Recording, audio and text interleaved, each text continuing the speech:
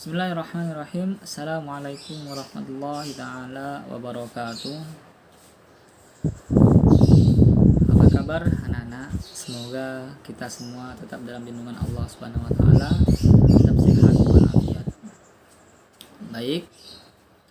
Sebelum pelajaran dimulai, marilah kita membaca basmalah terlebih dahulu. Bismillahirrahmanirrahim. Baik, kali ini kita akan menuju materi yang keempat, fikih bab 4, yaitu tentang haji dan umroh. Baik, pengertian haji, yaitu istilah haji berasal dari kata hajjah, berziarah, yang bermaksud menyengaja atau menuju ke tempat tertentu yang diagungkan. Sedangkan menurut istilah, haji adalah menyengaja mengunjungi Ka'bah untuk mengerjakan ibadah yang meliputi tawaf, sa'i, wukuf, dan ibadah-ibadah lainnya untuk memenuhi perintah Allah Subhanahu wa taala dan mengharap keridhoannya dalam waktu yang tertentu. Hukum haji di sini adalah hukumnya wajib ain sekali seumur hidup bagi setiap muslim telah mukallaf dan mampu melaksanakannya. Jadi yang belum mampu tidak wajib untuk melakukan ibadah haji ini. Kemudian syarat-syarat wajib haji. Yang pertama adalah beragama Islam. Yang kedua, berakal atau bukan orang gila atau orang yang stres. Kemudian yang ketiga adalah baligh. Kemudian yang keempat, merdeka. Kemudian yang kelima, kuasa atau mampu. Orang yang mampu, orang mempunyai kelebihan hartanya sehingga bisa melakukan ibadah haji tersebut. Kemudian rukun haji. Di sini rukun haji yang pertama adalah ihram. Apa itu ihram? Ihram yaitu berniat memulai mengerjakan ibadah haji ataupun umroh. Merupakan bagian pertama sebagai takbiratul ihram dalam sholat. Ihram wajib dimulai sesuai niatnya. Mikotnya baik mikot zamani maupun ma'ani dengan syarat-syarat ketentuan yang telah dijelaskan kemudian. Kemudian yang kedua adalah wukuf. Wukuf di padang Arafah, yaitu hadir mulai tergelincir matahari waktu zuhur tanggal 9 Zulhijjah sampai terbit fajar 10 Zulhijjah. Kemudian yang ketiga adalah tawaf.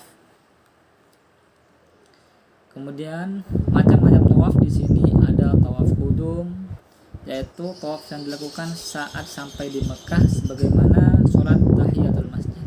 Kemudian yang kedua ada tawaf ifadah. Kemudian ada tawaf wada'i, kemudian ada tawaf tahallul, ada tawaf sunnah. Kemudian sa'i yaitu berlari-lari kecil antara bukit Safa dan Marwah. Syarat-syarat melakukan sa'i di sini adalah yang pertama dilakukan setelah tawaf ifadah ataupun tawaf qudum. Yang kedua dimulai dari bukit Safa dan diakhiri di bukit Marwah. Kemudian dilakukan 7 kali perjalanan dari Safa ke Marwah dihitung sekali, dan dari Marwah ke Safa dihitung sekali perjalanan pulang.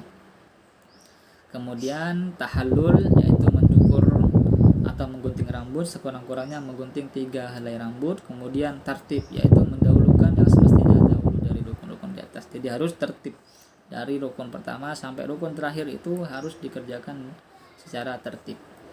Kemudian wajib haji. Wajib haji adalah amalan-amalan ibadah haji yang wajib dikerjakan, tetapi sahnya haji tidak tergantung kepadanya. Jika ia ditinggalkan, hajinya tetap sah dengan cara menggantinya dengan dam. Dam itu adalah denda. Sedangkan wajib haji ada 7, yaitu yang pertama berihram sesuai mikotnya, kemudian bermalam di Muzdalifah, kemudian bermalam di Mabit di Mina, kemudian melontar jumroh Aqabah, kemudian melontar jumroh ula, wusta, dan Aqabah, kemudian menjauhkan diri dari muharramat ihram, kemudian tawaf wada. Kemudian mikot haji. Mikot artinya waktu dan dapat juga berarti tempat. Maksudnya waktu dan tempat yang ditentukan untuk mengerjakan ibadah haji. Mikot ada 2, yaitu mikot zamani dan mikot ma'ani. Kemudian muharramat haji dan dam. Muharramat haji ialah perbuatan yang dilarang selama mengerjakan haji. meninggalkan muharramat ke haji termasuk wajib haji. Jadi apabila salah satu muharramat itu dilanggar, wajib atas orang yang melanggarnya membayar dam. Yang pertama adalah senggama. Kemudian yang kedua memakai pakaian yang berjahit dan memakai sepatu bagi laki-laki. Kemudian yang ketiga menggunakan cadar, muka dan sarung tangan bagi wanita. Kemudian memakai harum-haruman serta minyak rambut. Kemudian menutup kepala bagi laki-laki kecuali karena hajat bila terpaksa menutup. Kemudian melangsungkan akad nikah bagi dirinya atau menikahkan orang lain sebagai wali atau wakil. Kemudian memotong rambut atau kuku, menghilangkan rambut dengan menggunting, mencukur atau memotongnya. Kemudian sengaja memburu dan membunuh binatang atau memakan hasil buruan. Kemudian tata cara melaksanakan ibadah haji. Di sini ada urutan tata ibadah haji sebagai berikut. Yang pertama ihram, kemudian wukuf di padang Arafah, mabit di Musdalifah, kemudian melempar jumroh, tawaf ifadah, sa'i dan tahallul. Baik, sekarang kita akan menjelaskan tentang pengertian umroh. Umroh menurut bahasa umroh berarti ziarah. Dalam pengertian syar'i, umroh adalah ziarah ke Ka'bah, tawaf, sa'i dan memotong rambut. Untuk umroh hukumnya wajib sebagaimana haji. Umroh boleh dikerjakan kapan saja, tidak ada waktu ketentuan sebagaimana haji, tetapi yang paling utama adalah pada bulan Ramadan. Kemudian di sini syarat umroh. Yang pertama adalah ihram atau niat, kemudian tawaf, kemudian sa'i, kemudian mencukur rambut. Kemudian di sini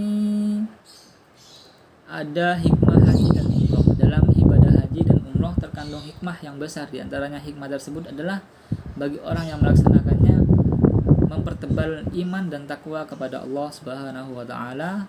Kemudian ibadah haji akan pengalaman ibadah sehingga dari sana akan dapat mengambil banyak pelajaran yang berharga. Kemudian menstabilkan fisik dan mental.